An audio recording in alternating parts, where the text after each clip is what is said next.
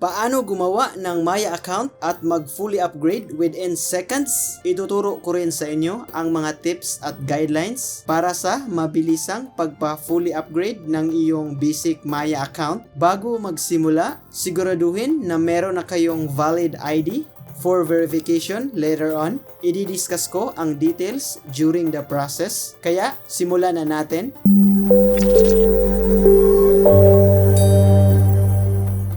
For first-time user, pumunta sa Google Store or App Store, tapos i-download ang Maya all-in-one app. Pagkatapos ma-download, i-open natin agad. You will then be greeted by their onboarding info. Click Next or pwede nyo ring skip kung nagmamadali kayo. To start, click Get Started. May lalabas na data privacy window. Basahin ito. Tapos, click Agree and Continue. Account location protection naman. Click Continue. Then, allow Maya access device location while using the app ang pipiliin natin. Ngayon, click na natin Start an account. Enter your first name and last name. Required ito. Tapos, email address. Optional lang ito, pero I highly suggest maglagay kayo nito for security purposes. Tapos, just in case malimutan nyo ang iyong account access, pwede nyo i-recover dito. Pagkatapos, i-click ang continue. Input your phone number. Tanggalin yung 0. Bale, 10 numbers lang lahat instead of 11. Then, input your desired password.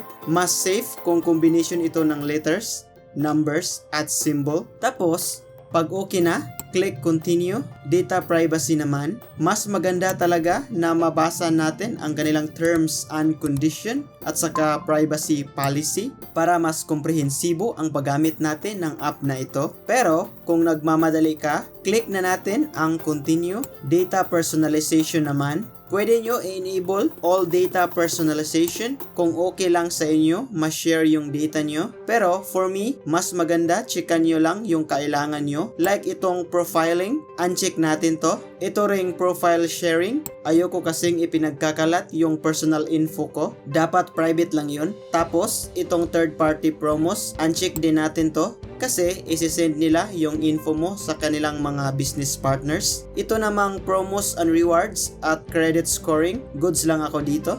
Sa akin lang ito. Depende na rin yan sa preference mo. Pag okay na, click na natin save. For phone verification, enter your one-time PIN na marireceive mo sa iyong registered mobile number. Kapag mahina signal nyo, pwede kayong mag-resend. Tapos, i-input yung pinaka-recent na OTP na matatanggap nyo. And now, congratulations! Meron na tayong Maya Basic account. Kung meron kayong invite code, pwede kayong kumita ng 50 pesos when your friend makes their first transaction. Pero dapat upgraded ang account nyo.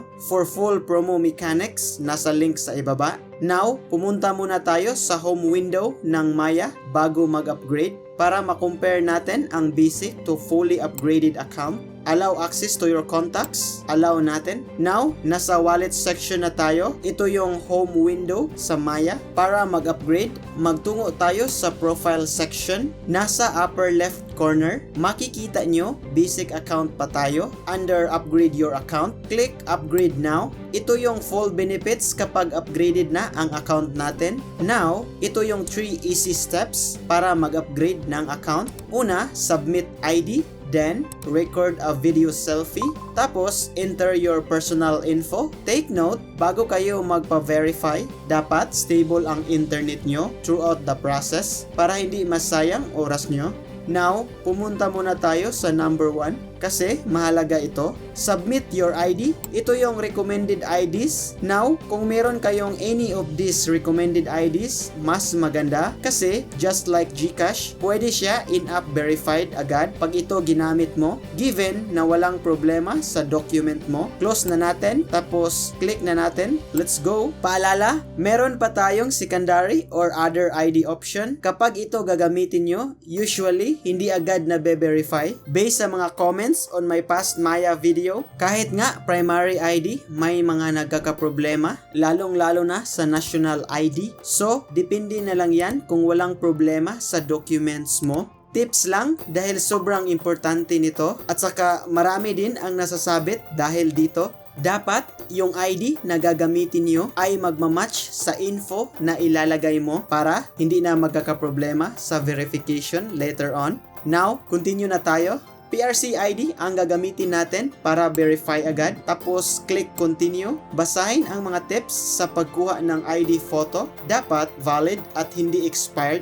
Dapat maganda ang lighting ng room mo. Ilagay ang ID sa plain dark surface. Siguraduhin din na malinaw ang whole card. Dapat hindi putol. Tapos, panghuli, bawal po ang digital copy or photocopy. Yung physical laminated ID card talaga ang hanap nila. Tapos, pag ready na, click continue. Allow access while using app tayo. Sa pagkuha ng ID, dapat hindi nanginginig ang kamay mo dahil blur ang kalalabasan doon, which might result to a failed verification. I-hold ng stable lang ang camera. Tapos, pag lalabas na yung blue edges, automatic na itong magka-capture. Backside of ID naman. Tapos, video selfie naman. Yung tips, basahin mo muna.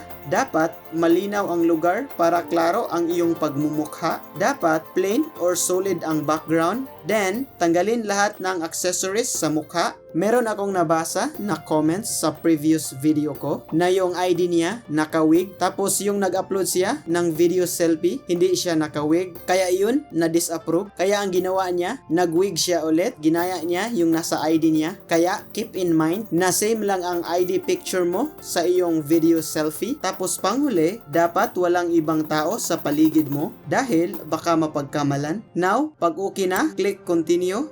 Personal info naman, uulitin ko bago magsimula, laging tandaan na dapat mag-match ang personal info mo sa iyong ID na naisubmit kanina para hindi na magkakaproblema. Now, start na tayo. Work section muna. Take note, fill upan lahat, lalong-lalo na yung may asterisk kasi required yun. Then, your full name. By the way, automatic na itong mag-generate ng iyong full name, nationality, date of birth, place of birth, current address. Tapos, kung iba ang iyong permanent address, sa current address, i-fill up din ito. Yung ID details natin ay automatic na i-generate ng Maya app. I-double check na lang natin, baka may mali. Tapos, pag okay na, click continue. May pop-up na magno-notify sa'yo na i-check ulit ang lahat ng info. Mas maganda, i-double check natin ito para sigurado talaga. Pag sa tingin mo, goods na, click na natin ang submit button. And now, submitted na yung application natin. Tapos, boom! Congratulations! Nag-message ang Maya. Approve agad. 11:08 PM ako nag-submit. Tapos, same time din ang approval. So, literally, seconds lang talaga. Now, tingnan na natin ang ating app kung approve na nga ba.